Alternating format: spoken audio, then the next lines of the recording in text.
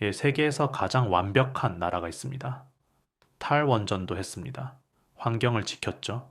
복지도 최고입니다. 노동자 권리 세계 1등이에요. 교육 시스템은 무료고 의료보험은 전 국민이 누립니다. 모든 게 완벽해 보이는 나라. 그런데 이상합니다. 왜 이 완벽한 나라의 기업들이 줄줄이 파산하고 있을까요? 더 이상한 건 따로 있습니다. 기술의 성지여라 불리던 이 나라에서 100년 넘게 대를 이어온 장인 기업들이 회사를 제발 사달라고 내놓고 있다는 겁니다. 그것도 반값이에요. 아니, 반값도 아닙니다. 어떤 기업은 공짜로 줄 테니 제발 가져가 달라고 합니다. 믿기 어려우시죠? 저도 처음엔 믿지 않았습니다. 그런데 데이터를 보니까 소름이 돋더라고요. 그리고 지금 그 헐값 매물을 가장 적극적으로 주워 담고 있는 나라가 있습니다. 바로 기술 후발주자라고 무시당하던 대한민국입니다. 30년 전만 해도 독일 기술 좀 배워와라라고 유학 보내던 나라가 지금은 독일 기업을 통째로 사들이고 있어요. 역사의 아이러니죠. 선생이 제자에게 회사를 파는 시대가 왔습니다. 오늘 이 영상 하나로 독일이 왜 무너지고 있는지, 그리고 이게 여러분의 투자와 미래에 어떤 의미인지 완벽하게 정리해 드리겠습니다.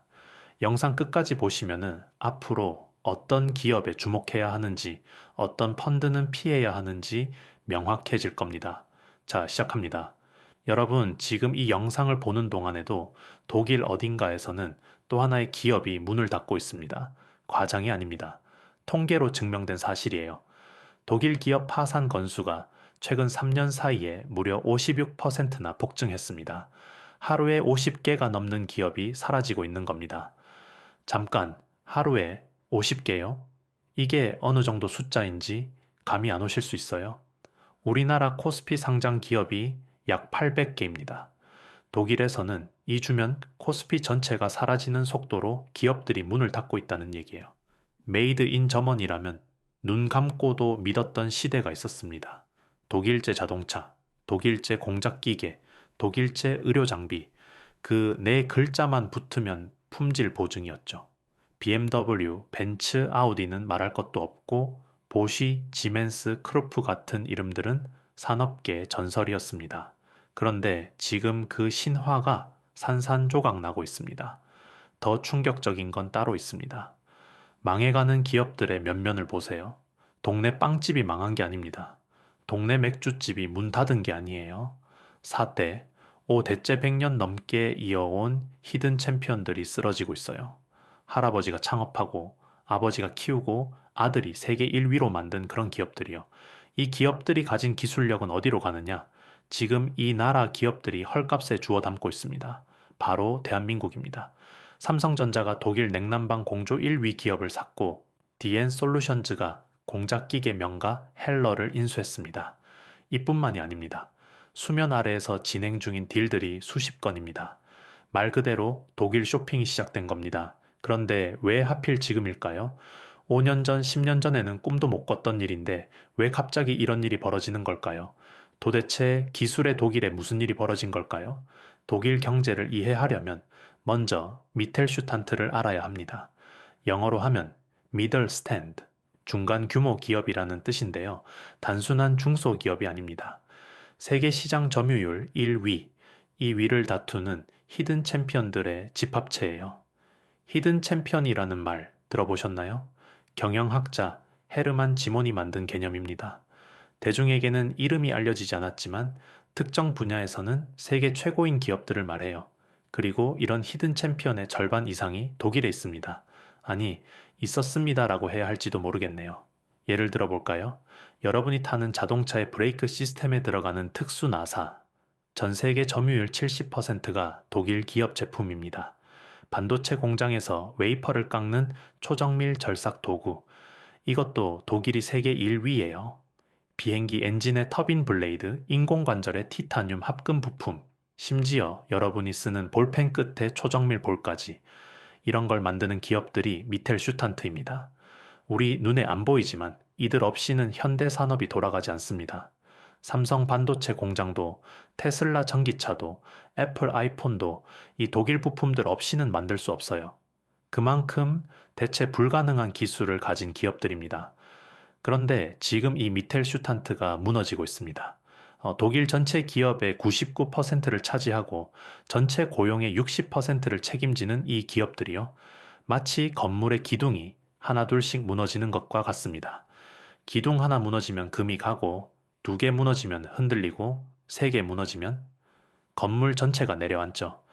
지금 독일 경제가 정확히 그 상황입니다. 100년 넘게 4대, 5대째 이어오던 가업을 물려받은 70대 사장님들이 이제 회사를 내놓고 있어요. 왜 그럴까요? 자식들이 가업을 안 잇겠다고 합니다. 아버지, 저 그 공장 안 할래요. 차라리 베를린 가서 스타트업 할게요. 이런 대화가 독일 전역에서 벌어지고 있습니다. 더 심각한 건 물려받을 자식이 있어도 물려줄 회사가 없을 지경이라는 거예요. 회사가 적자니까요. 100년 된 기술이 있어도 돈을 못 버는 구조가 됐습니다. 도대체 기술 강국 독일에 무슨 일이 생긴 걸까요? 세 가지 재앙이 동시에 덮쳤습니다. 독일이 무너진 이유 딱 세 가지입니다. 하나씩만 와도 치명적인데 이 세 가지가 동시에 덮쳤어요. 그야말로 퍼펙트 스톰입니다. 하나씩 뜯어볼게요. 첫 번째, 에너지 자살골입니다. 독일은 친환경을 외치며 탈원전을 강행했습니다. 2011년 후쿠시마 원전 사고 이후 앙겔라 메르켈 총리가 정역 결정을 내렸죠. 원전 다 닫는다. 국민들은 환호했습니다. 우리가 세계 환경의 리더다. 그린피스도 박수쳤고 전 세계 환경단체들이 독일을 칭송했어요. 그런데 원전을 닫으면 그 전기를 어디선가 만들어야 합니다. 태양광, 바람 안 불고 해 안 뜨면 끝이에요. 결국 천연가스에 의존하게 됐습니다. 그 천연가스를 어디서 샀느냐? 러시아입니다. 푸틴한테 에너지를 맡긴 거예요. 2022년 러시아가 우크라이나를 침공했습니다. 가스관이 끊겼어요. 독일은 갑자기 에너지 절벽에 내몰렸습니다. 산업용 전기 요금이 미국의 3배가 됐습니다. 3배요. 킬로와트 시당 25센트가 넘어요. 미국은 8센트 수준입니다. 이게 무슨 의미냐면요. 똑같은 자동차 부품을 만들어도 독일에서 만들면은 전기세만 3배를 내야 합니다. 공장을 돌리면 돌릴수록 손해가 나는 구조가 된 겁니다. 제조업 기반 국가가 제조업을 못하게 됐어요. 친환경 한다라고 스스로 발등을 찍은 거죠. 두 번째, 사람이 없습니다. 독일 미텔슈탄트 사장님들의 평균 연령이 68세입니다. 70대에 육박해요. 이분들이 10년 안에 대부분 은퇴합니다. 그런데 자식들이 가업을 안 잇겠다고 해요. 왜냐고요? 힘들고 돈 안 되니까요. 새벽 5시에 출근해서 기름 묻혀가며 기계 돌리는 것보다 베를린 가서 IT 스타트업 하는 게 멋있잖아요. 인스타그램에 올릴 것도 많고요. 우리 아버지 회사요. 나사 만드는 공장이에요. 이게 자랑이 안 되는 시대가 됐습니다. 100년 된 기술이 있어도 이어받을 사람이 없으면 소용없습니다. 기술은 어디에 있느냐? 사람 머릿속에 있어요. 매뉴얼에 다 적을 수 없는 노하우, 손끝 감각, 경험에서 나오는 직관, 이런 게 기술입니다. 사람이 떠나면 기술도 같이 사라지는 거예요. 세 번째, 이게 가장 치명적인데요. 시대를 못 읽었습니다.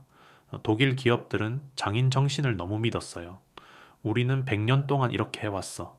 이게 최고야. 우리 기술은 세계 최고야. 그 자부심이 오만이 됐습니다. 그러는 사이에 세상은 AI 시대로 넘어갔습니다. 독일 기업 중 AA에 투자하는 비율이 얼마인 줄 아세요? 고작 0.3% 수준입니다. 1%도 안 돼요. 구글이 AA에 연간 500억 달러를 쏟아붓고 엔비디아 시가총액이 3조 달러를 넘는 시대에 독일은 아직도 우리는 장인의 손으로 만든다를 자랑하고 있었습니다. 물론 장인 정신은 훌륭합니다.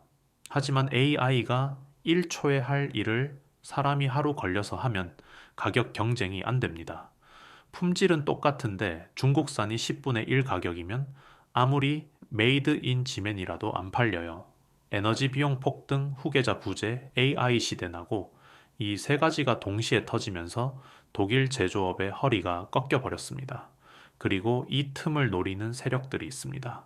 중국, 일본, 미국, 그 중에서 가장 빠르고 적극적으로 움직이는 나라가 바로 한국입니다. 감이 안 오시죠? 숫자로 보여드리겠습니다. 이 숫자들이 독일의 현실을 적나라하게 보여줍니다. 제가 데이터를 직접 찾아봤는데 솔직히 충격이었어요. 기업 파산 건수 3년 새 56% 폭증. 2024년 한 해만 2만 건이 넘는 기업이 파산 신청을 했어요. 2만 건이요? 하루에 50개가 넘는 회사가 문을 닫는 겁니다. 그것도 잘 나가던 제조업 강국에서요. 2019년에는 1만 8천 건이었는데 코로나 이후 계속 늘어서 이제 통제 불능 수준입니다. 더 무서운 건 좀비 기업 비율입니다. 이자도 못 갚으면서 겨우 연명하는 기업이 전체의 15%가 넘어요. 이 기업들이 금리 오르면 다 쓰러집니다. 아직 파산 안 한 것뿐이지 이미 죽은 거나 마찬가지예요. 산업용 전기 요금 미국의 3배, 킬로와트 시당 25센트가 넘어요. 미국은 8센트 수준이고요. 한국은 12센트 정도입니다. 똑같은 제품을 만들어도 독일에서 만들면 전기세만 3배를 내야 합니다. 공장 이전하는 게 답이에요. 실제로 독일 기업들이 공장을 미국이나 중국으로 옮기고 있습니다.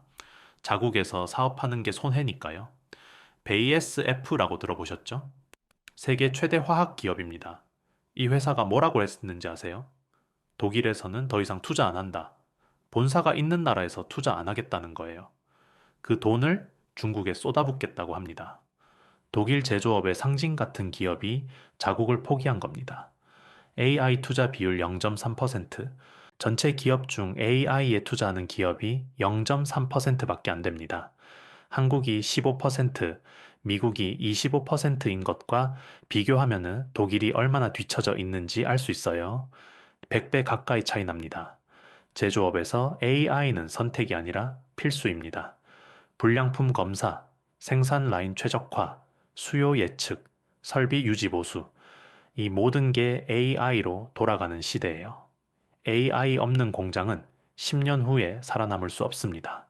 그런데 독일 기업의 99.7%가 AI 투자를 안 하고 있어요.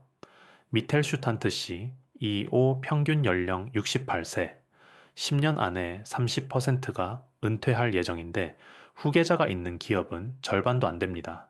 나머지는 어떻게 되느냐? 회사를 팔거나 문을 닫아야 해요. 팔 수 있으면 다행이고 안 팔리면 그냥 폐업입니다. 100년 된 기술이 공중분해되는 거예요. 이 숫자들이 의미하는 바는 명확합니다. 독일 제조업의 구조적 붕괴가 시작됐다는 거예요.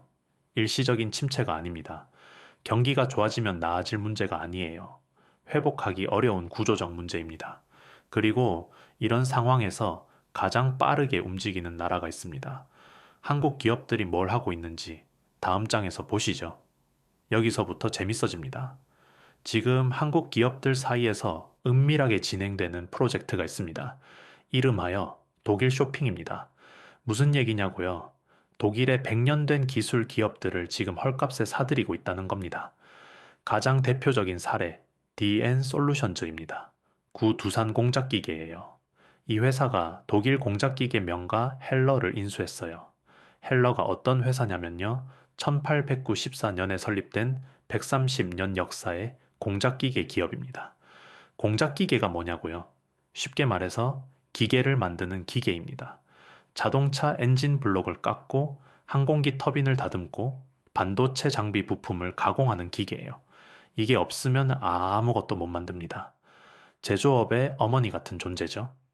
헬러는 이 분야에서 세계 탑 5 안에 드는 기업입니다. BMW, 아우디, 폭스바겐의 엔진은 다 헬러 기계로 깎아요. 에어버스 비행기 부품도 헬러 기계가 만들고요. 이런 회사가 매물로 나왔다는 것 자체가 독일 제조업의 위기를 상징합니다. 삼성전자도 가만히 있지 않았습니다. 독일 냉난방 공조 1위 기업을 인수했어요. 이 기업이 보유한 기술은 단순한 에어컨 기술이 아닙니다. 생각해 보세요. 반도체 공장은 온도가 0.1도만 틀어져도 불량이 납니다. 데이터 센터는 24시간 서버가 돌아가면서 엄청난 열을 뿜어요.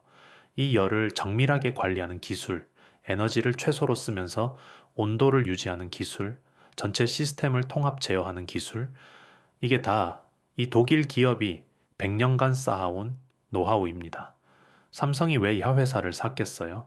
반도체 공장, AI 데이터 센터, 전기차 배터리 공장, 다 열 관리가 핵심이거든요. 이 기술 없이는 차세대 먹거리를 못 만들어요. 왜 지금일까요?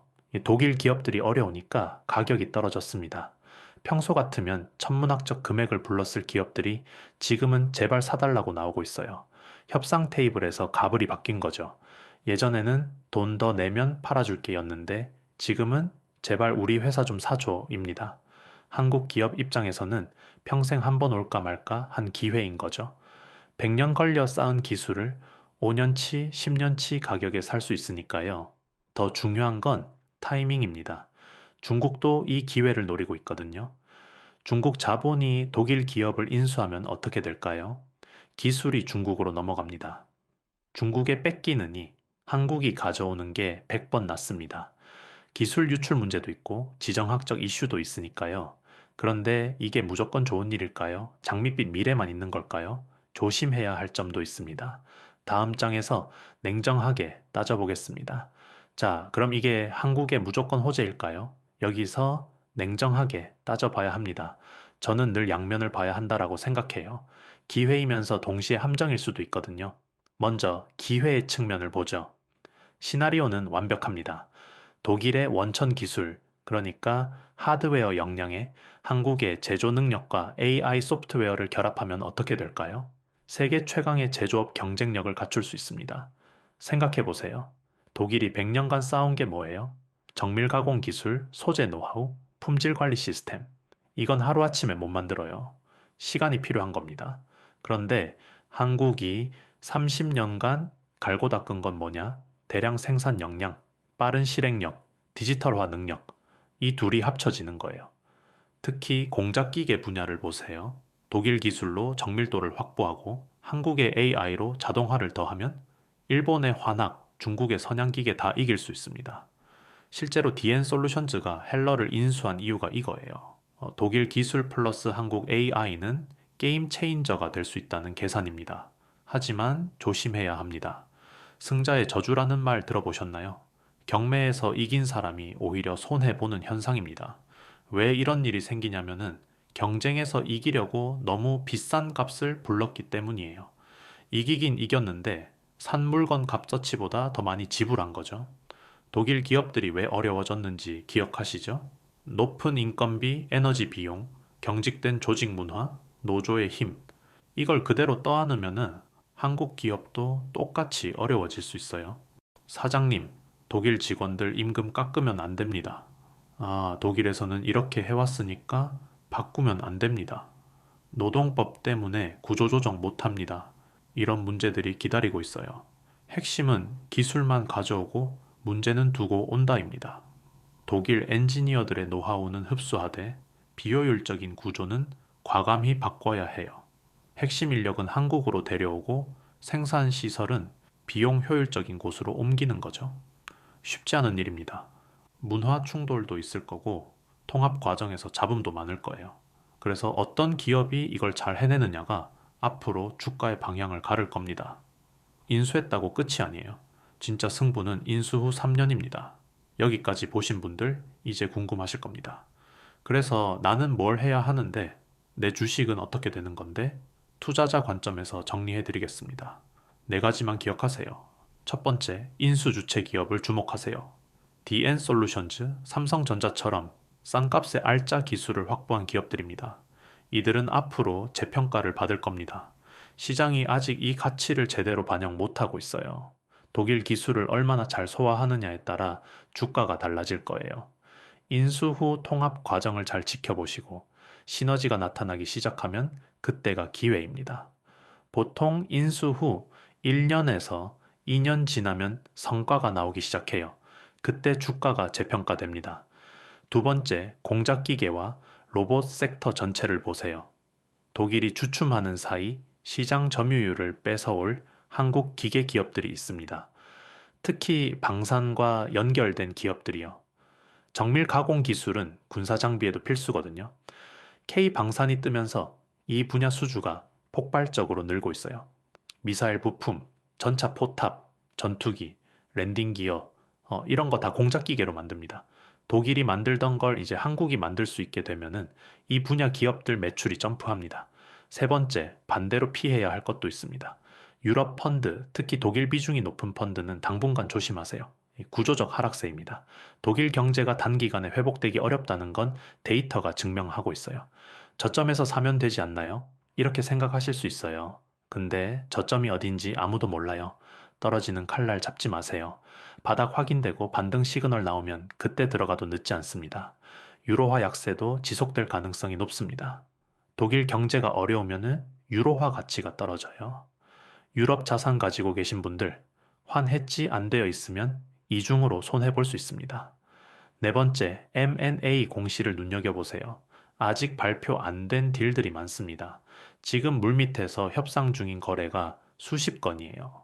독일의 알짜 기업을 누가 먹는지 그 기업이 차세대 주도주가 될 수 있어요. 특히 자동차 부품, 반도체 장비, 의료기기 분야에서 추가 인수 소식이 나올 수 있습니다. 이 분야 한국 기업들 동향 잘 보시고 인수 공시 뜨면 빠르게 대응하세요. 독일의 비명은 한국에게 기회입니다. 이건 분명한 사실이에요. 100년간 쌓아온 기술력을 헐값에 살 수 있는 기회는 다시 오지 않을 수도 있습니다. 이 기회를 잡는 기업이 다음 10년에 승자가 될 겁니다. 하지만 잊지 말아야 할 게 있습니다. 우리도 늙어가고 있다는 거예요. 한국의 출산율은 세계 최저입니다. 0.72명, 인류 역사상 이렇게 낮은 출산율을 기록한 나라가 없어요. 고령화 속도도 독일보다 빠릅니다. 독일이 고령사회에서 초고령 사회 되는데 36년 걸렸었는데 한국은 26년밖에 안 걸릴 거예요. 지금 독일이 겪는 후계자 문제, 인력 부족 문제를 우리도 10년 후에 똑같이 겪게 될 겁니다. 아니, 더 심하게 겪을 수도 있어요. 독일보다 준비할 시간이 적으니까요. 독일이 보여준 교훈은 명확합니다. 첫째, 에너지 정책 실수는 제조업을 죽입니다. 아무리 친환경이 중요해도 현실을 무시한 정책은 재앙이 됩니다. 탈원전이 옳으냐, 그르냐의 문제가 아니에요. 대안 없이 밀어붙이면 안 된다는 거죠. 둘째, 기술만 믿고 변화를 거부하면 도태됩니다. 100년 된 기술도 AI 앞에서는 무력해요. 변하지 않는 기업은 살아남을 수 없습니다. 장인 정신은 훌륭하지만 시대를 읽는 눈이 없으면 그 장인 정신도 무용지물입니다. 셋째, 후계 문제를 미리 준비하지 않으면 100년 기업도 하루아침에 무너집니다. 기술 전수, 인재 육성, 세대 교체, 이건 하루아침에 안 돼요. 10년, 20년을 내다보고 준비해야 합니다. 한국 제조업이 독일 기술을 흡수해서 한 단계 도약하길 바랍니다. 동시에 독일의 실수를 반면교사로 삼아서 같은 길을 걷지 않기를 바랍니다. 변하지 않으면 죽습니다. 독일이 그 증거예요. 100년 된 기술 강국도 10년 만에 무너질 수 있다는 걸 우리는 지금 목격하고 있습니다. 10년 후 우리는 독일처럼 기회를 넘겨주는 나라가 될까요? 아니면은 그 기회를 잡아서 세계 제조업의 정상에 서는 나라가 될까요? 그건 지금 우리가 어떤 선택을 하느냐에 달려 있습니다. 오늘 영상이 도움되셨다면 구독, 좋아요 부탁드립니다.